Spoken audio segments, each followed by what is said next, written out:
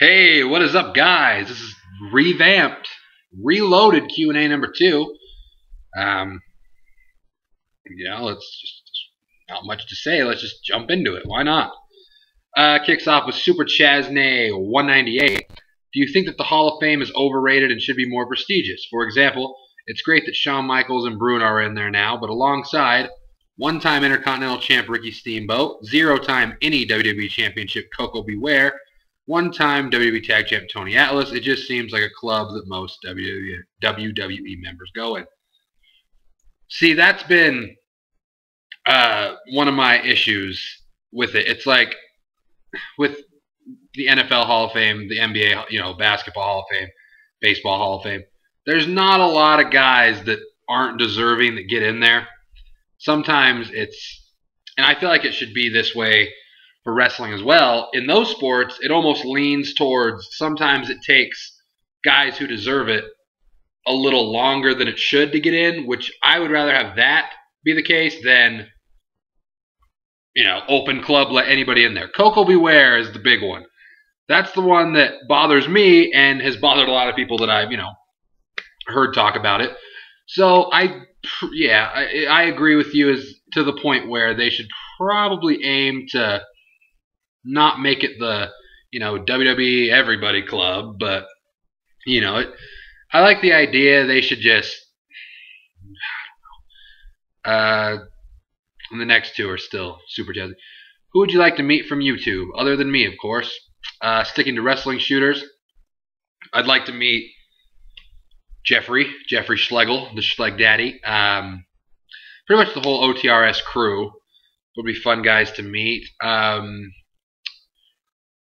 Maybe I'll meet the British Fist. I may or may not be going to London in April, late April. I may be going to New York, New Jersey in early April. Vignette. I want to meet Ty1822. I want to meet Nick Met too.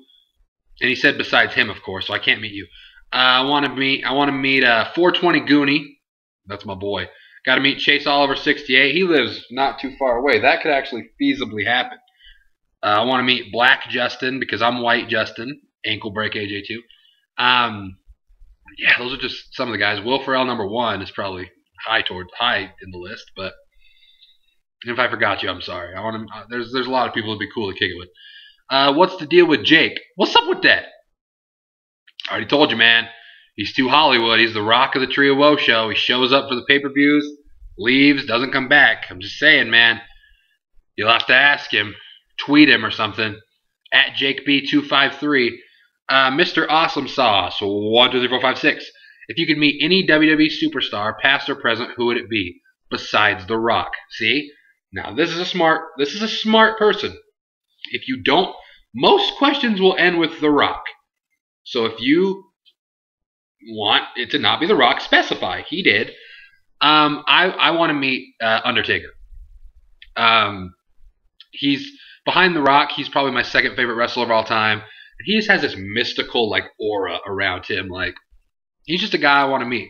Technically, I already met him for 0.6 seconds. Because if you guys don't know this, if you're new subscribers from then, I'll just quick little miniature version of the story. I went to WrestleMania 28. I live in Utah. I had to connect down to Dallas to fly to Miami. So it was Salt Lake to Dallas to Miami. When I got on the connection flight from Dallas to Miami, Undertaker and Michelle McCool were on the plane. Obviously couldn't talk to them because they were doing whatever. But so once we got off the plane, there was a ton of people waiting for him that somehow knew that he was going to be at that terminal at that time. So he was kind of pissed. He didn't want to talk to anybody, which is understandable. So I tried, but maybe if he would have known that I didn't, plan to meet up there, I was on the plane with him and I didn't stalk him to know where he is, he would have talked to me. But I talked to him for a second. I shook his hand. I just said, hey, it's nice to meet you, man. And he's like, whatever. And he was on his way. So, but as far as an actual talking experience, it'd be cool to talk to Undertaker. And same person. Favorite rapper at the moment, Trinidad James. Pop the Molly, I'm sweating. Woo! And have you seen the movie Ted? Yes, I have. If so, what's your opinion on it? I liked it. I mean, I was laughing throughout the movie, and there were some parts that were really, really, really funny. But some parts I was just like, I don't know about this. So it was. I liked the movie. I would watch it again, but it's not like one of my top movies, you know. But I liked it. Don't get me wrong. Nick Glenn with a couple questions. What are your top favorite wrestlers in the Ruthless Aggression era? I wasn't really watching during the Ruthless Aggression era, but I will tell you back in the day, I'm guessing young John Cena counts because he's the one that yelled whatever. I loved young Cena. If Brock Lesnar counts for that area, boom, Kurt Angle, there you go. How long will Ziggler keep the World Heavyweight Championship when he cashes in Money in the Bank? Will he have the title for more than a month? I think he'll have it for more than a month. I hope so. They seem to be going the route of the Daniel Bryan build. And what I mean by the Daniel Bryan build is lose, lose, lose, lose, lose, lose, champion, win, win, win, in some shifty ways. So that's where it looks like they're going with the Dolph Ziggler character. So yeah.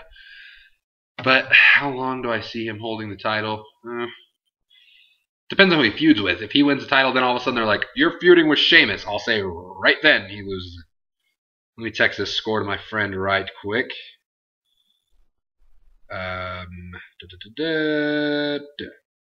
Okay. Hopefully a long time. Number 3, favorite TLC match. Oh my gosh. Was Undertaker Edge a TLC match? Because I know that he got pushed down and there was tables there, so I think that was a TLC match. That's honestly one of my personal favorite TLC matches. There's been a lot of good ones. Like let's be true here. There's like the WrestleMania ones with the tag teams for days. But I just always liked Undertaker Edge. I don't know why, and I didn't see it till after it happened, but I saw it. I was like, damn, I like this. Favorite Rock match. Now this is a match right here. I mean, this is a question right here. Hey, dog, calm down. Oh man, that's so hard. I loved all the Rock Austin matches, the Rock Mankind matches. The I Quit match at the Rumble with Mankind will always be high up there. WrestleMania 19 against Austin will always be up there because he finally overcame Stone Cold. Some of the matches he had with Triple H, the ladder match with Triple H. Rock Cena at 28 will always be one just because of the grand scale and I was in attendance. Oh my goodness, it's so hard to pick just one. Rock Kurt Angle at No Way Out 01 I really liked. Shoot.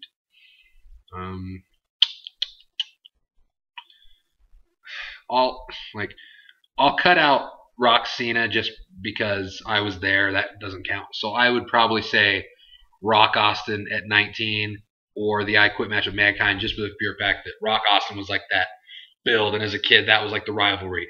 And one of my best friends always liked Stone Cold. Stone Cold beat The Rock at both 15 and 17. I'm like, one of these days. And then he came back and it was Hollywood Rock, which I loved.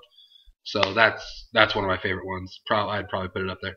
Who do you want in the Hall of Fame, assuming they're not inducted this year? Macho Man, Owen Hart, and The Rock, obviously. Is Honey Boo Boo God's gift to humanity? Keep up the awesome vid. You rule Justin Love for days. Ain't nobody got time for that. Damn straight. Fumbled. Honey Boo Boo is a little more than God's gift to humanity. It's God's gift to not just humans, but all kinds of things. So it's even bigger than what you said. But yes, I like your attitude. Hip Hop Kid 18. Once Triple H becomes the chairman of WWE, do you think Chris Benoit will be inducted into the WWE Hall of Fame, and the Chris Benoit do not mention rule will be gone? I brought this question up when Jake was here the other day, and he said yes. I personally don't think so. I mean, of course you want to honor the guy for his wrestling ability, but I myself do not want him honored because of what he did as a person. If that makes sense.